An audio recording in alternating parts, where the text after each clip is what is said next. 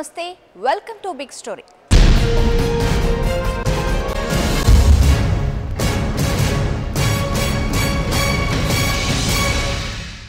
రెండున్నర దశాబ్దాలు ఇది సుదీర్ఘకాలం. ఇంతకాలం పాటు ఓ కేసు కొనసాగితే అది కూడా ఓ నత్తనడకను తలపించేలా విచారణ జరిగితే ఎలా ఉంటుంది?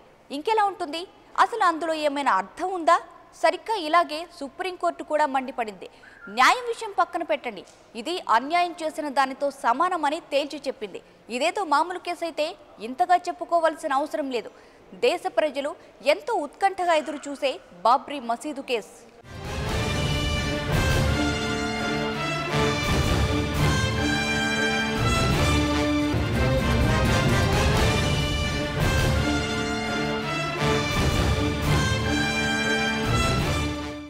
టెక్నికల్ కారణాలంటే ఏంటి?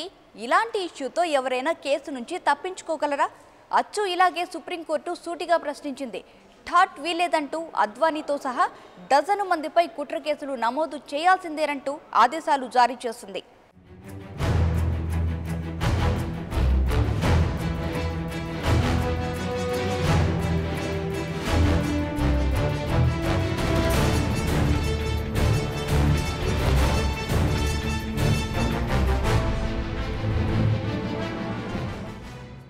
దేవతలు తిరిగే స్వర్గం భారతదేశం.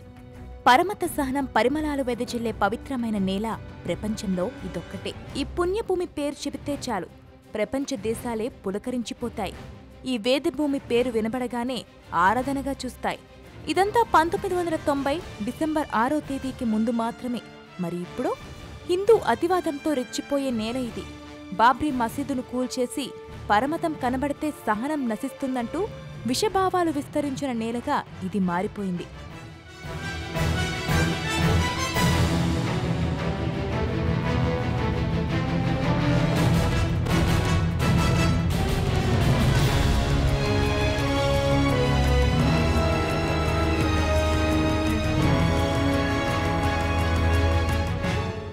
ఈ ఒకే ఒక్క సంఘటన దేశ ప్రజలను నిలువునా చీల్చిపారేసింది.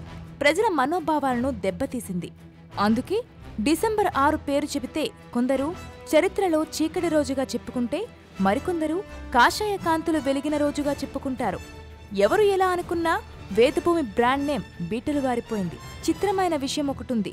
ఈ సంఘటన ఎవరికి లాభాలు తెచ్చిందో ఎవరికి నష్టాలు తెచ్చిందో తెలియదు కానీ 2 సీట్లు ఉన్న కాషాయ పార్టీ ఢిల్లీ గద్దెనెక్కడానికి ఉత్ప్రేరకంగా మారింది.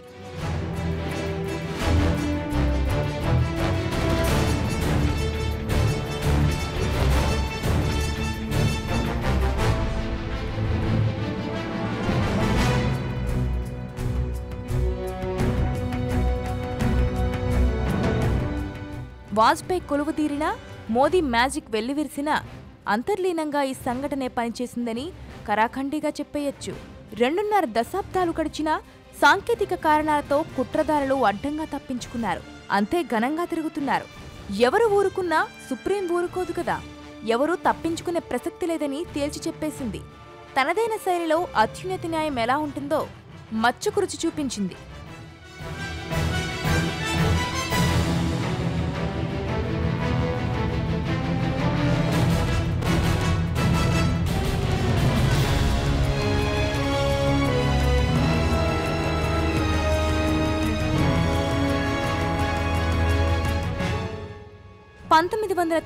నాటి బాబ్రీ మసీద్ కూల్చివేత ఘటనలో డజన్ మందిపై కుట్రపూరిత అభియోగాన్ని నమోదు చేయాల్సిందేనంటూ సుప్రీంకోర్టు తేల్చి చెప్పేసింది.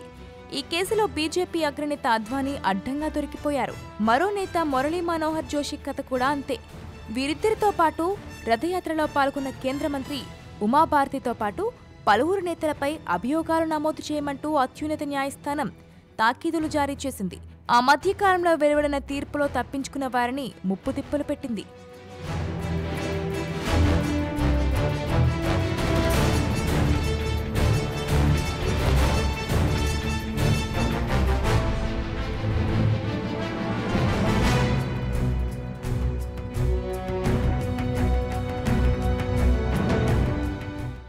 అక్కడితో ఊరుకుంటే అది సుప్రీంకోర్టు ఎందుకవుతుంది? 2.5 దశాబ్దాల పాటు కేసును విచారిస్తారా అంటూ కింది స్థాయిలో జరిగిన అలక్ష్యాన్ని తూర్పారబట్టింది. ఇంత కీలకమైన కేసు ఇన్ని రోజులు జరగడం అంటే న్యాయం సంగతి అటుంచి అన్యాయం జరగడంతో సమానమేనని తేల్చి చెప్పింది. ఒక విధంగా సుప్రీంకోర్టు ప్రళయ గర్జనతో చేసిన ఘీంకారానికి అధికార మత్తులో జోగుతున్న బీజేపీ పార్టీ షాకైపోయిందనడంలో సందేహం లేదు. నేడు గవర్నర్ గిరి వెలగబెడుతున్న నాటి ఉత్తరప్రదేశ్ ముఖ్యమంత్రి కళ్యాణ్ సింగ్ ఒక్కడే తప్పించుకున్నాడు. రాజ్యాంగ రక్షణ ఉన్న గవర్నర్ పదవిలో ఉన్న వారిపై ఎలాంటి విచారణకు ఆదేశించలేమంటూ భారత రాజ్యాంగంలోని నియమాలను ఈ సందర్భంగా కోర్టు ప్రస్తావించింది. దీనితో కళ్యాణ్ సింగ్ ఒక్కడే తాత్కాలికంగా తప్పించుకున్నాడు.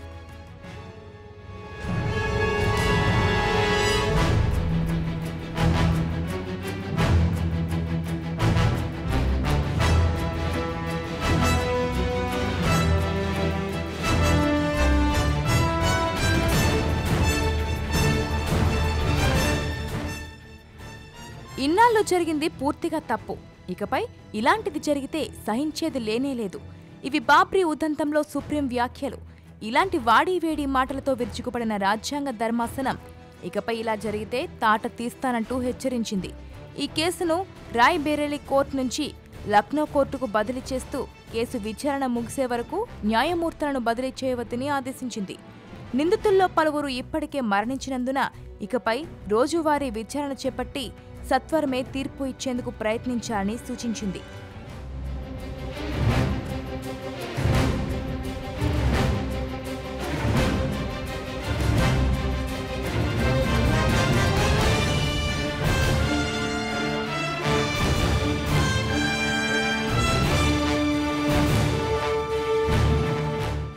అద్వానికి వ్యతిరేకంగా ఉన్న అభియోగాలను తొలగించేందుకు నిరాకరించిన ధర్మాసనం ఆయనకు వ్యతిరేకంగా ప్రాథమిక సాక్ష్యాలున్నాయని అభిప్రాయపడింది.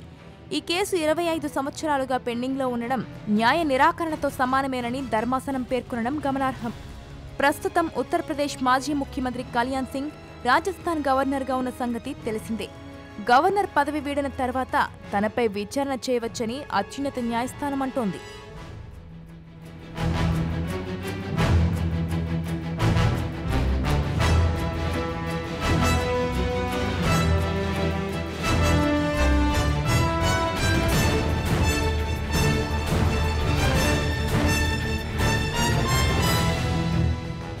బాబ్రీ మసీదు వివాదం ఈనాటిది కాదు, ఎన్నో ఏళ్లుగా రగులుతున్న చరిత్ర ఇది. 16వ శతాబ్దం ఇందుకు వేదికైంది. నాటి నుంచి నేటి వరకు ప్రజల మధ్య హద్దులు సృష్టించింది, విభజన రేఖలు గీసింది. ఆ వివరాలేంటో ఒక్కసారి తెలుసుకుందాం.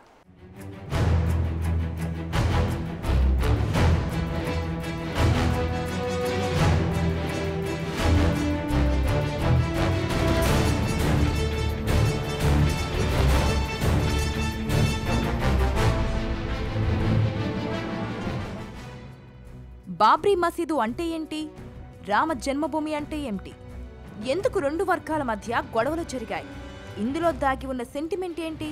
ఈ ప్రశ్నలకు సమాధానాలు తెలుసుకుంటే తప్ప ఈ వివాదం ఏంటో అర్థం కాదు. శ్రీరామచంద్రుడు హిందువులు భక్తిభావంతో ఊగిపోయే పేరు. సాక్షాత్తు ఆ శ్రీమన్నారాయణుడే దివి నుంచి భువికి దిగివచ్చి ప్రజలను పాలించారని చెప్పుకొని మురిసిపోతారు.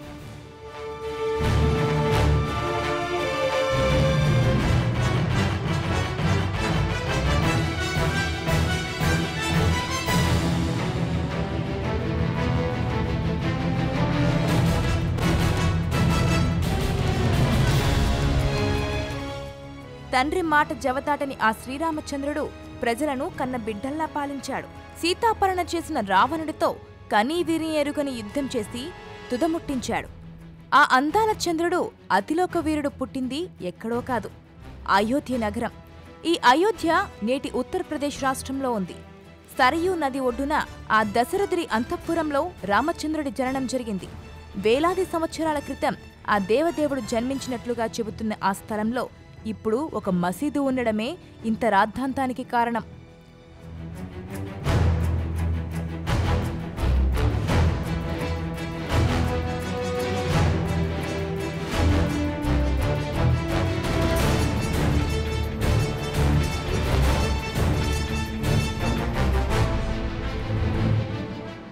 సిబిఐ ఆ సాక్షులను ప్రవేశపెట్టాల. ఆనాడు ఈ విధ్వంసానికి, బాబ్రీ మసీద్ విధ్వంసానికి కారకులైన వారి మీద ఏదైతే కేసు ఫైల్ చేశారో దాని నిరూపణకు అవసరమైనటువంటి చర్యలు సిబిఐ తీసుకోవాలి. ఎందుకంటే సిబిఐ విచారణ చేసింది కాబట్టి. మరి వాళ్ళు ఉన్న పరిస్థితుల్లో ఎవరు అధికారంలో ఉన్నారు? దోషులుగా ఎవరిని నిలబెట్టారు కోర్టు ముందు? ఇది మనం ఆలోచించాల.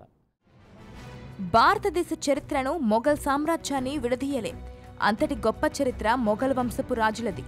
ఈ వంశంలో అందరూ గొప్పగా చెప్పుకునే చక్రవర్తి అక్బర్. ఈనాటికి అక్బర్ చక్రవర్తి ఘనతలను దేశ ప్రజలు వేణోళ్ల పొగుడుతూనే ఉంటారు. ఈ మొఘల్ చక్రవర్తుల్లో కొందరు అతివాదులు. బాబర్ పాలన కాలంలో మీర్ బాకి అయోధ్యలో బాబ్రీ మసీదును నిర్మించాడని చరిత్ర చెబుతోంది. ఈ మసీదు ఎక్కడో కడితే ఎలాంటి సమస్య ఉండేది కాదు. రామజన్మభూమిగా చెప్పబడుతున్న స్థలంలో ఉన్న మందిరాన్ని కూల్చివేసి ఈ మసీదును నిర్మించారట. అందుకే ఆ కాలంలోనే హిందువులు పాలకులకు ఎదురు తిరిగారని సమాచారం.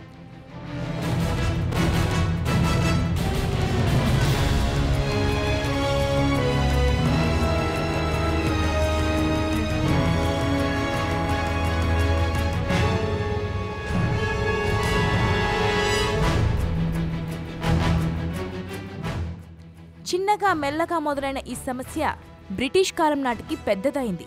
1853లో ఇరు వర్గాల మధ్య తొలిసారి ఘర్షణ జరిగింది. ఆలయాన్ని నిర్మించి ఈ మసీదు కట్టారని నాటి అవధ్ పాలకులకు హిందూ మతంలోని ఓ వర్గమైన నిర్మోహీలు ఫిర్యాదు చేశారు. 1859లో బ్రిటిష్ వారు మసీదులో ఓ వర్గం పూజలు చేసుకునేట్లు, మసీదు బయట మరో వర్గం పూజలు చేసుకునేట్లు ఆర్డర్ పాస్ చేశారు.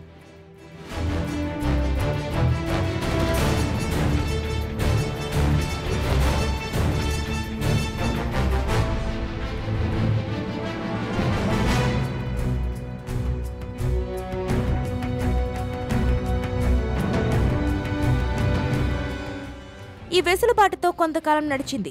1885లో మసీద్ వెలువల రామ్ చబుత్రా పేరుతో ఓ ఎత్తైన ఆవరణను కట్టుకుంటామంటూ మహంత్ రఘుబీర్ దాస్ కేసు వేశాడు. అయితే ఆనాటి ఫైజాబాద్ జిల్లా కోర్టు ఈ కేసును తిరస్కరించింది. ఇలాంటివి తగదని పిటిషనర్కు సూచించింది. ఆ తర్వాత కూడా బ్రిటిష్ వారు తీర్చిన పంచాయతీ మేరకు రెండు వర్గాలు పూజలు చేసుకుంటూ ఉండేవి. భారతదేశానికి స్వాతంత్ర్యం వచ్చిన తర్వాత సీన్ రివర్స్ అయింది.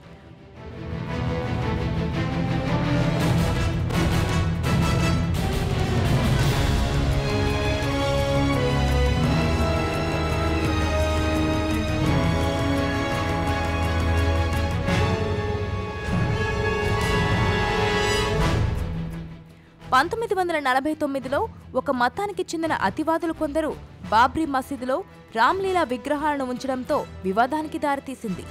దీనితో ఇరు మతాల వారు ఒకరిపై మరొకరు సివిల్ దావాలను వేసుకున్నారు. దీనిపై ఆగ్రహం చెందిన నాటి ప్రభుత్వం మసీదుకు తాళాలు వేసి ఎవరినీ లోపలకు రాకుండా ఆర్డర్లు పాస్ చేసింది. ఆ తర్వాత సంవత్సరానికి మసీదులోకి ఎవరూ వెళ్లకుండా బయట నుంచే ప్రార్థనలు చేసుకునేలా అనుమతించింది.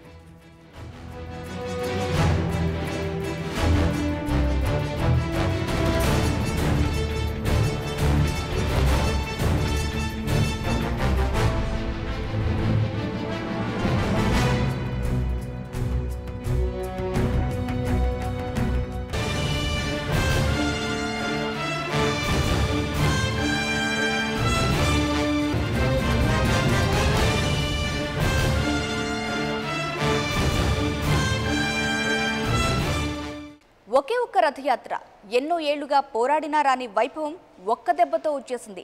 బీజేపీని స్వర్ణయుగంలోకి నడిపించింది. ఉత్తరప్రదేశ్లో పీఠం దక్కినా ఆ సేతు హిమాచలం కాషాయ జెండా రెపరెపలాడినా ఈ రథయాత్ర పుణ్యమే. ఇంత సంచలనం సృష్టించిన ఆ రోజు అసలు ఏం జరిగింది?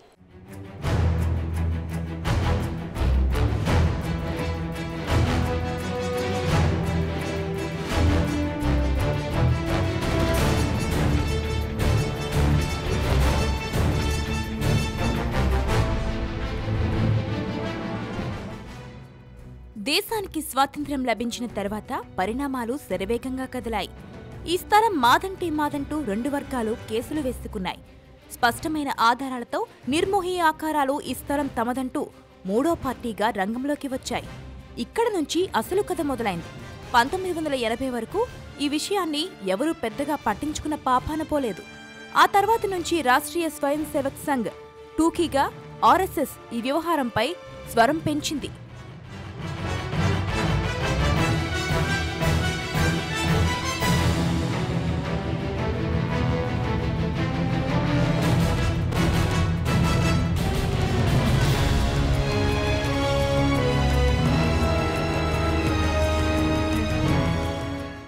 దేశంలో ఆ రాముడికి ఎన్నో గుళ్ళు ఉన్నాయి, పాపం అసలు పుట్టిన స్థలంలో మాత్రం గుడి ఉండకూడదా అంటూ వాదించింది.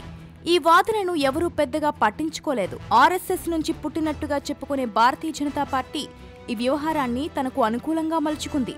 రామజన్మభూమిపై దృష్టి కేంద్రీకరించింది. ఈ క్రమంలోనే ఓ పెద్ద ఉద్యమం లేవదీసి అనుకున్నట్లుగానే సక్సెస్ సాధించింది.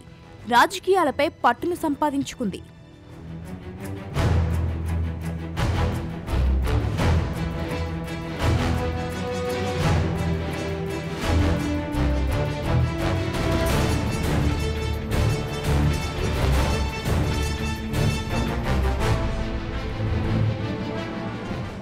డిసెంబర్ 6వ తేదీ ఇంతగా వివాదం కావడానికి బీజేపీ సీనియర్ నాయకుడు లాల్ కృష్ణ అద్వానీ కారణం. దేశవ్యాప్తంగా ఆవేశాన్ని రగిలించి యువత రెచ్చిపోయేలా ప్రసంగాలు చేయడంలో అద్వానీ దిట్ట. ప్రజల్లో భావావేశాలను రెచ్చగొట్టిన ఈ సీనియర్ నేత చేపట్టిన రథయాత్ర ఇంత గందరగోళానికి కారణమైంది. నేడు సుప్రీంకోర్టు కుట్రపూరిత అభియోగాలను అద్వానీకి వ్యతిరేకంగా నమోదు చేయాల్సిందేనంటూ ఆదేశాలు జారీ చేసింది. టెక్నికల్ గా తాను బాధ్యుడిని కానని, తనను ఈ కేసు నుంచి విముక్తి చేయాలని అద్వానీ వాదించారు. అయినా అత్యున్నత న్యాయస్థానం కనికరించలేదు. ఆనాడు ఏం జరిగిందో ఒక్కసారి చూద్దాం.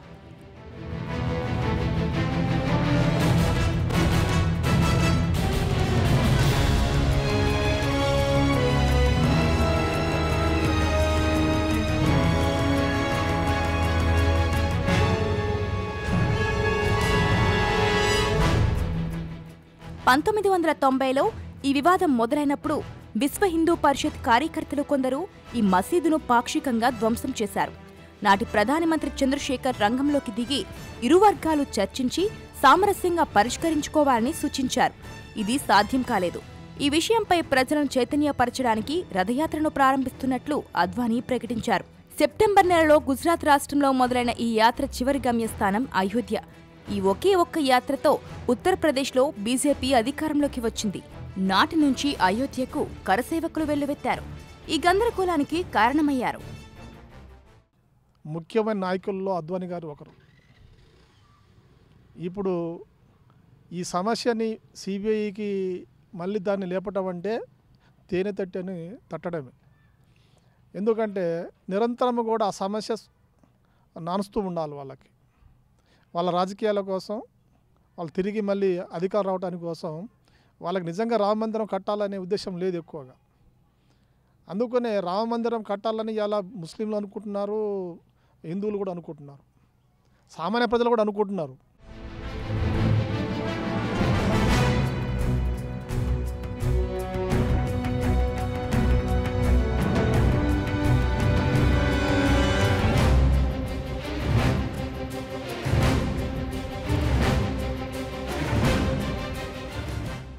పంతొమ్మిది 1992 వచ్చేసరికి విశ్వ హిందూ పరిషత్కు బీజేపీ, శివసేన తోడయ్యాయి. అక్కడ నుంచి ఓ ప్రభంజనంలా అన్ని వేదికలపై ఈ వ్యవహారం గురించి అందరూ మాట్లాడడం మొదలుపెట్టారు. ఇలాంటి సంఘటన మధ్య ఏడాదంతా గడిచింది. డిసెంబర్ వచ్చేనాటికి రథయాత్ర వివాదాస్పద స్థలానికి దగ్గరగా చేరుకోవడం, అద్వానీ, మురళీ మనోహర్ జోషి, నాటి ఉత్తరప్రదేశ్ ముఖ్యమంత్రి కళ్యాణ్ సింగ్, ఉమాభారతి, వినయ్ కతియార్, సీనియర్ నాయకులంతా అయోధ్యకు చేరుకున్నారు.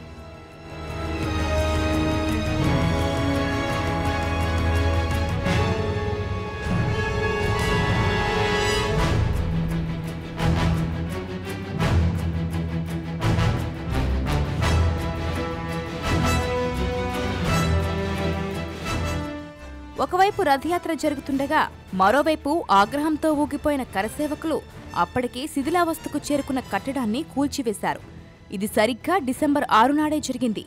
ఈ ఒకే ఒక్క సంఘటన ప్రజల మనోభావాలను దెబ్బతీసింది. ఇరు వర్గాల మధ్య సమాంతర రేఖ గీసింది.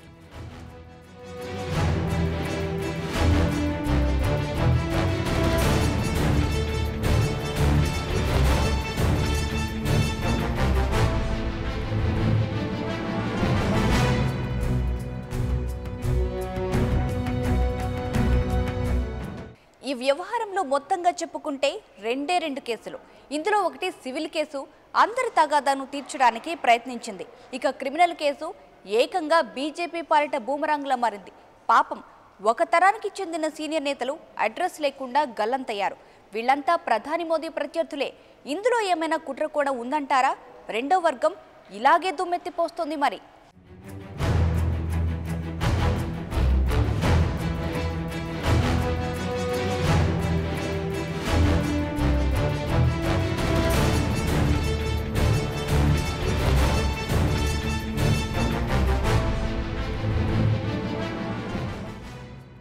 నిజానికి ఇది జరిగిపోయిన చరిత్ర. 2.5 దశాబ్దాల క్రితం జరిగిన సంఘటన. మానవత్వాన్ని మంటగలిపేసిన ఈ ఘటన 2000 మందికి పైగా మరణాలకు కారణంగా మారింది. ఇదేదో సివిల్ తగాదా. ఈ స్థలం ఎవరిదో తేల్చాలి. అది తేలితే ఈ గొడవే ఉండదు. అందుకే ఈ సంఘటన తర్వాత జస్టిస్ లిబర్ హౌస్ కమిషన్ వేసినా, పైపూత మందులు పూసినా దేశ ప్రజలకు శాంతి దొరకలేదు. ఇటీవల సుప్రీంకోర్టు ఇచ్చిన తీర్పుతో ఈ వివాదం కొంతవరకు సద్దుమణిగింది.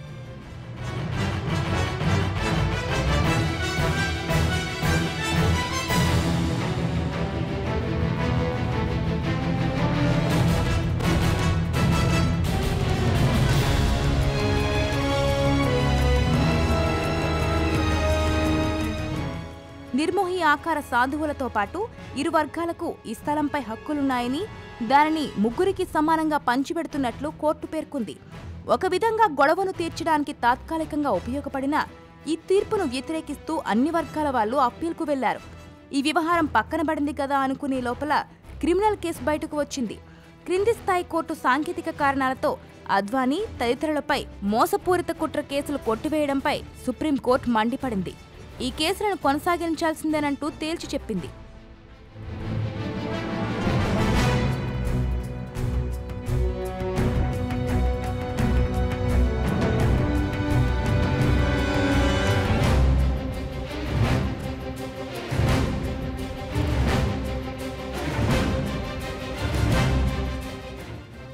అత్యున్నత న్యాయస్థానం ఇచ్చిన తీర్పు బాగుంది. కరసేవకులను ప్రేరేపించి కట్టడం కూల్చివేయడానికి కారణమైన వారి తాట తీయడమూ బాగానే ఉంది. అయితే ఈ వ్యవహారంలో ఒకే ఒక్క విషయం ఆశ్చర్యానికి గురిచేస్తుంది. ఒకే ఒక్క తీర్పు. ఈ ఒక్క తీర్పుతోనే నరేంద్ర మోదీ ప్రత్యర్థులంతా అడ్డంగా బుక్కయ్యారు. రాజకీయ జీవితాన్ని సర్వనాశనం చేసుకున్నారు. ఇది నిజంగా నిజం.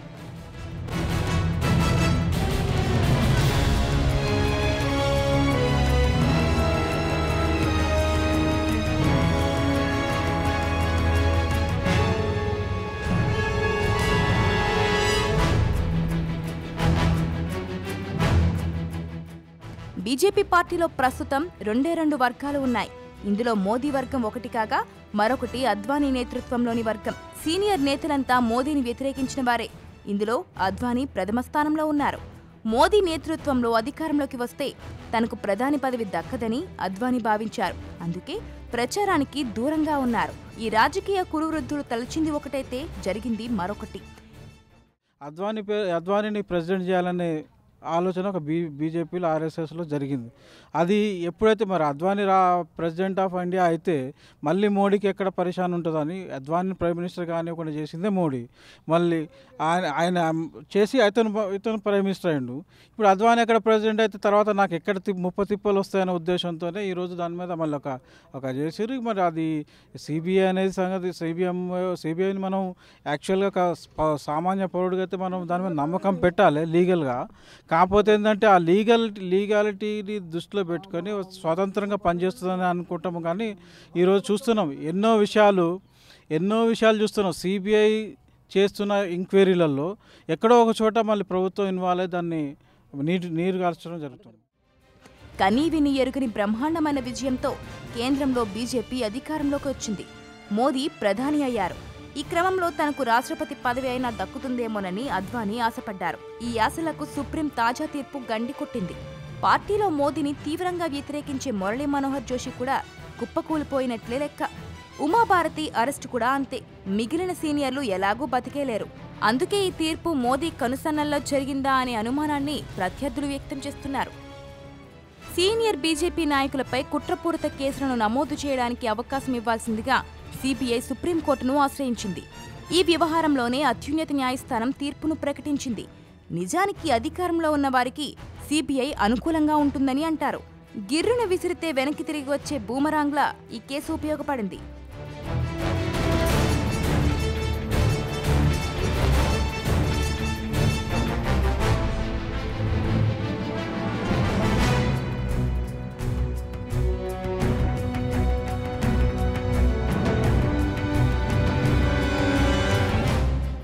సొంత వారినే కుప్పకూల్చేలా చేసింది.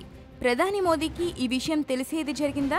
తాను తలుచుకుంటే ఈ కేసును నీరుగారిపోయేలా చేయగలిగినా పట్టించుకోలేదని లాలూ ప్రసాద్ యాదవ్ వంటి వాళ్ళు చేసే విమర్శల్లో వాస్తవం ఉందా అనేది ఆ దేవుడికే తెలియాలి.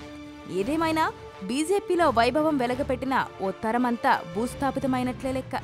ఇప్పుడు రాష్ట్రపతి పదవికి నచ్చిన అభ్యర్థిని ఎంపిక చేసే స్వేచ్ఛ మోదీజీకి వచ్చిందనడంలో ఎలాంటి సందేహం లేదు.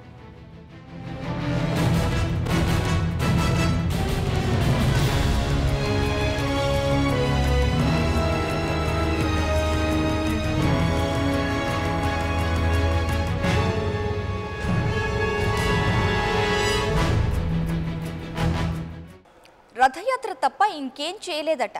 ప్రజలను చైతన్యపరచడం తప్ప ఎలాంటి దురుద్దేశం లేదట.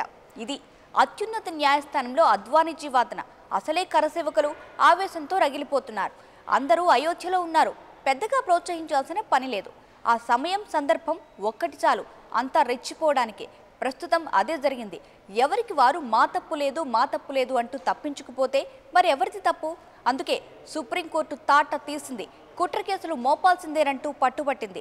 ఇప్పటికైనా ఇన్నాళ్లకైనా న్యాయం జరగబోతోంది. అందుకు అందరూ సంతోషించాల్సిందే. న్యాయ వ్యవస్థకు సలాం చేయాల్సిందే.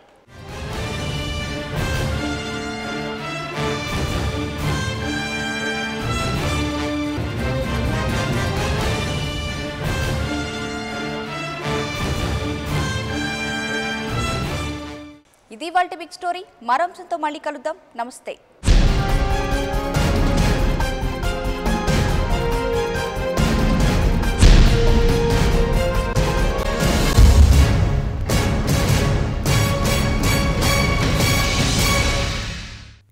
For more updates, please subscribe 99 TV Telugu.